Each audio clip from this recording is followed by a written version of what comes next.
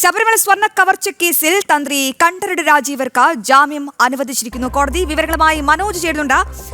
മനോജ്, തന്ത്രിക്ക് ഇപ്പോൾ ജാമ്യം അനുവദിച്ചിരിക്കുന്നു. എന്തൊക്കെ നിരീക്ഷണങ്ങൾ നടത്തിയാണ് ജാമ്യം അനുവദിച്ചത്?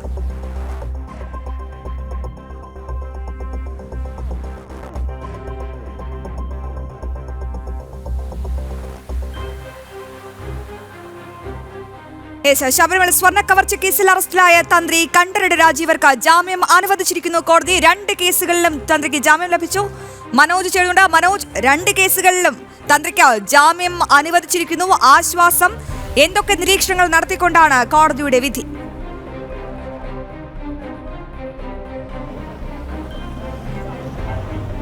അശ്വതി, ശബരിമല സ്വർണ്ണക്കവർച്ചയുമായി ബന്ധപ്പെട്ട കട്ടിളപ്പാളി കേസിലും ദ്വാരപാലക ശില്പക്കേസിലും പ്രതി ചേർക്കപ്പെട്ടയാളാണ് തന്ത്രി കണ്ഠരര് രാജീവര്. ഈ റിമാൻഡ് കാലാവധിയിൽ കഴിഞ്ഞു വരവേ തന്നെ ജാമ്യ ഹർജിയുമായി കോടതിയെ സമീപിക്കുകയായിരുന്നു. ആദ്യഘട്ടത്തിൽ, അതായത് ഈ റിമാൻഡ് റിപ്പോർട്ടിലടക്കം ഈ തന്ത്രിയുടെ അഭിഭാഷകൻ ഇക്കാര്യങ്ങൾ വ്യക്തമാക്കിയതാണ്. വിചിത്രമായിട്ടുള്ള റിമാൻഡ് റിപ്പോർട്ട്, അത് മനഃപൂർവ്വം തന്ത്രിയെ വേട്ടയാടാൻ വേണ്ടി ശ്രമിക്കുന്നു എന്നുള്ള ആരോപണങ്ങളൊക്കെ ഉയർന്നു നിൽക്കുന്ന ഒരു സാഹചര്യം കൂടെയായിരുന്നു. അതിനിടയിലാണ് മുഖ്യപ്രതി അടക്കം സ്വാഭാവിക ജാമ്യം തേടി പുറത്തേക്കിറങ്ങുന്നത്. ഈ സാഹചര്യത്തിൽ വിജിലൻസ് കോടതിയിൽ ജാമ്യ ഹർജിയുമായി തന്ത്രി ആ ഒരു നീക്കം നടത്തുന്നു. അതിൽ തന്നെ SIT തന്ത്രിക്കെതിരായി കോടതിയിൽ റിപ്പോർട്ട് സമർപ്പിക്കുന്നു. എന്നാൽ ഈ റിപ്പോർട്ട് വകവയ്ക്കാതെ തന്നെയാണ് കോടതി ഇപ്പോൾ വിജിലൻസ് കോടതി ജാമ്യം അനുവദിച്ച് നൽകിയിട്ടുള്ളത്. കാരണം ഈ തന്ത്രിക്ക് ആചാരപരമായ കാര്യങ്ങളിലല്ലാതെ ഭരണപരമായ കാര്യങ്ങളിൽ ഇടപെടാൻ സാധിക്കില്ല എന്നുള്ളത് മറ്റ് ക്ഷേത്രങ്ങളിലെ അടക്കം കോടതി ഉത്തരവുകൾ കാട്ടിക്കൊണ്ട് തന്നെയാണ് ഇവിടെ ഈ പ്രതിഭാഗം ബാധിച്ചത്. അത്തരത്തിലുള്ള വാദം മുന്നോട്ട് വയ്ക്കുമ്പോൾ അതിനെ എതിർത്തുകൊണ്ട് പ്രോസിക്യൂഷൻ ഉണ്ടായിരുന്നു. അതോടൊപ്പം തന്നെ SIT റിപ്പോർട്ട് എന്ന് പറയുന്നത് തന്ത്രിയുടെയും കുടുംബാംഗങ്ങളുടെയും സാമ്പത്തിക ഇടപാടുകളും അതോടൊപ്പം തന്നെ 2004 മുതൽ ഉണ്ണികൃഷ്ണൻ പോറ്റിയുമായി ബന്ധമുണ്ട് എന്നൊക്കെയാണ് ഈ SIT റിപ്പോർട്ട് വെച്ചത്. പക്ഷേ കോടതി ഈ ഇരുവാദങ്ങളും കേൾക്കുകയുണ്ടായി. ഇരുവാദങ്ങളും കേട്ട ശേഷമാണ് ഇപ്പോൾ തന്ത്രിക്ക് ജാമ്യം അനുവദിച്ച് നൽകിയിട്ടുള്ളത്. നേരത്തെ തന്നെ ആരോഗ്യനില മോശമായതിനെ തുടർന്ന് തന്ത്രിയെ ആശുപത്രിയിലടക്കം പ്രവേശിപ്പിച്ചിരുന്നു. അങ്ങനെ ഒരു സാഹചര്യമൊക്കെ ഉണ്ടായിരുന്നു. അതിനുശേഷമാണ് ഇപ്പോൾ കോടതി തന്നെ ഇതിൽ കൃത്യമായിട്ടൊരു നിലപാട് സ്വീകരിച്ചിട്ടുള്ളത്. അതായത് സാധാരണ പ്രതികൾക്കൊക്കെ റിമാൻഡ് കാലാവധി 90 ദിവസം പൂർത്തിയാകുമ്പോഴാണ് ജാമ്യം ലഭിക്കുന്നത്. പക്ഷേ തന്ത്രിക്ക് ഈ 90 ദിവസം ആയിട്ടില്ല.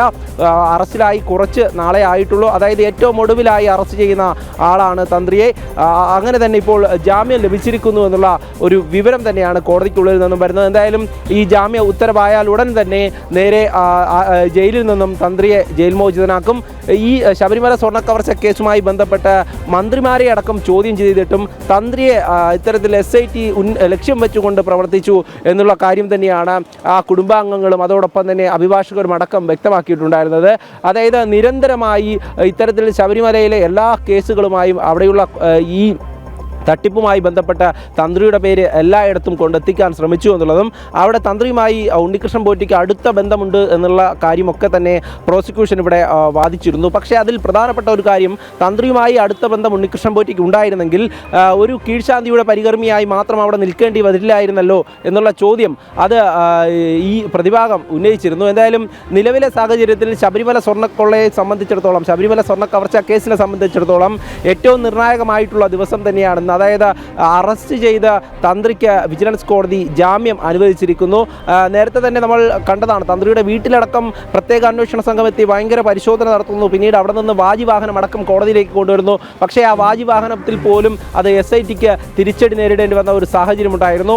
അങ്ങനെ നിരന്തരമായി ഇത്തരത്തിലുള്ള കാര്യങ്ങൾ, അതായത് പത്മകുമാറിനെ പോലെ അടക്കമുള്ള CPMന്റെ സമുന്നതരായിട്ടുള്ള നേതാക്കൾ അറസ്റ്റിലാകുന്ന സമയത്ത് തന്ത്രിയെ ലക്ഷ്യം വെച്ചുകൊണ്ട് SIT ഒരു നീക്കം നടത്തി. പക്ഷേ ആ നീക്കം ഇപ്പോൾ പാളിയിരിക്കുന്നു എന്ന് തന്നെ നമുക്ക് മനസ്സിലാക്കാം. കാരണം കോടതി തന്നെ തന്ത്രിക്ക് ജാമ്യം അനുവദിച്ച് നൽകുന്ന ഒരു സാഹചര്യം, അതായത് അറസ്റ്റിലായി കുറച്ച് ദിവസം കഴിയുമ്പോൾ തന്നെ കൃത്യമായും കോടതിയെ ഈ പ്രതിഭാഗത്തിന് ഈ കാര്യങ്ങൾ ബോധിപ്പിക്കാനായിട്ടുണ്ട് എന്നുള്ളത് തന്നെയാണ് മനസ്സിലാക്കുന്നത്.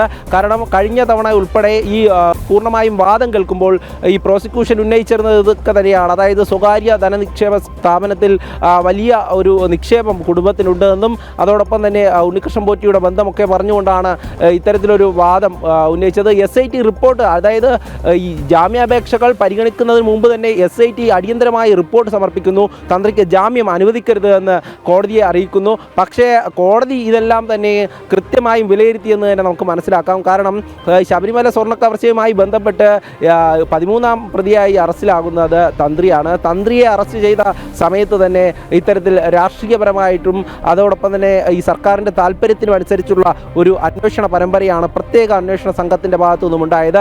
എത്രയൊക്കെ തന്നെ ഹൈക്കോടതിയുടെ നിരീക്ഷണമുണ്ടെങ്കിലും സംസ്ഥാനത്തെ പോലീസ് ഉദ്യോഗസ്ഥരാണ്. അവർക്ക് സർക്കാരിൻ്റെ സമ്മർദ്ദം അല്ലെങ്കിൽ CPMൻ്റെ സമ്മർദ്ദം ഒക്കെ ഉണ്ടായിക്കഴിഞ്ഞാൽ സ്വാഭാവികമായും അവർക്ക് ഇത്തരത്തിലുള്ള നടപടികൾ സ്വീകരിക്കേണ്ടി വരും. എന്തായാലും അതൊക്കെ തന്നെ വലിയ ആരോപണം ഇതിനെതിരെ ഉയർന്നിരുന്നു, ഇത്തരത്തിലുള്ള വിമർശനങ്ങൾ ഉയർന്നിരുന്നു. അതായത് മറ്റു പ്രതികൾക്കടക്കം കുറ്റപത്രം സമർപ്പിക്കാതെ സ്വാഭാവിക ജാമ്യം കിട്ടുവാൻ വേണ്ടി സൗകര്യം ചെയ്തു കൊടുത്ത SIT ഈ തന്ത്രിയുടെ കാര്യത്തിൽ മാത്രം ഈ റിപ്പോർട്ട് സമർപ്പിക്കുന്നു, അടിയന്തരമായി നടപടികളൊക്കെ പൂർത്തിയാക്കുന്നു. എന്തായാലും ഇപ്പോൾ അതിന് ഏറ്റ വലിയ തിരിച്ചടി തന്നെയാണ് ഈ ജാമ്യമെന്ന് നമുക്ക് മനസ്സിലാക്കാം. ഏതായാലും ഇനി അദ്ദേഹത്തിൻ്റെ കുടുംബാംഗങ്ങളൊക്കെ കോടതിയിൽ എത്തിയിട്ടുണ്ട്. ഇവിടെ നിന്നും ജാമ്യ ഉത്തരവ് അല്പസമയത്തിനകം തന്നെ, അതായത് ഇന്ന് വൈകുന്നേരത്തിനകം തന്നെ കിട്ടുമെന്നാണ് അറിയുന്നത്. അങ്ങനെയാണെങ്കിൽ ഈ ജാമ്യ ഉത്തരവുമായി നേരെ ഈ തിരുവനന്തപുരത്തേക്ക് എത്തി ഇന്ന് തന്നെ ജയിൽ മോചിതനാകുമെന്നാണ് മനസ്സിലാക്കുന്നത്. എന്തായാലും അല്പസമയം മുമ്പാണ് കോടതി ഈ ഒരു ജാമ്യ ഹർജികളിൽ വിധി പറഞ്ഞത്. അതോടൊപ്പം തന്നെ മറ്റൊരു കാര്യം, KP ശങ്കർദാസും പത്മകുമാറും അടക്കം ജാമ്യ ഹർജിയുമായി കോടതിയെ സമീപിച്ചിട്ടുണ്ട്. പത്മകുമാർ 90 ദിവസം പൂർത്തിയായിട്ടുണ്ട് കട്ടിളപ്പാളി കേസിൽ. സ്വാഭാവിക ജാമ്യം തേടിയാണ് ഇപ്പോൾ ഈ കോടതിയെ സമീപിച്ചിരിക്കുന്നത്. അതിൽ തന്നെ 19-ാം തീയതിയാണ് ജാമ്യ ഹർജി പരിഗണിക്കുന്നത്. പക്ഷേ കട്ടിളപ്പാളി കേസിൽ ജാമ്യം കിട്ടിയാലും പത്മകുമാറിന് ജയിൽ മോചിതനാകാൻ പറ്റില്ല. ദ്വാരപാലക ശില്പ കേസിലെ റിമാൻഡ് തുടരുകയാണ്. അതേസമയം തന്നെ KP ശങ്കർദാസ്, നേരത്തെ തന്നെ ദേവസ്വം ബോർഡ് മുൻ അംഗമായിട്ടുള്ള KP ശങ്കർദാസിനെ ആശുപത്രിയിൽ നിന്നും കോടതിയിലേക്ക് കൊണ്ടുവരുന്ന കാഴ്ചകളൊക്കെ നമ്മൾ കണ്ടതാണ്. അത്തരത്തിൽ KP ശങ്കർദാസ് 2 കേസുകളിലും ആരോഗ്യനില ചൂണ്ടിക്കാട്ടി ജാമ്യ ഹർജി സമർപ്പിച്ചു. SITയുടെ നീക്കങ്ങളൊക്കെ പാളി. എന്തായാലും 90 ദിവസത്തിന് മുൻപേ 41ാം ദിവസം തന്നെ ജയിലിലായി 41ാം ദിവസം തന്നെ തന്ത്രി പുറത്തേക്ക് ഇറങ്ങുകയാണ്. പ്രതിഭാഗത്തിലെ വാദങ്ങൾ അപ്പാടെ തള്ളിയാണ് കോടതി ജാമ്യം അനുവദിച്ചത്.